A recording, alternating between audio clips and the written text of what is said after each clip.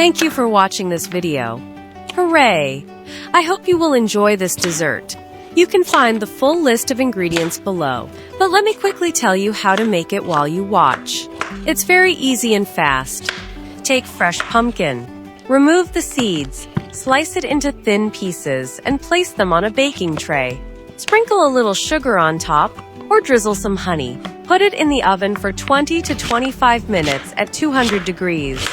When it's ready, take it out, add some honey on top, and sprinkle with crushed walnuts. Let it cool for 15 minutes, and your dessert is done. Pie.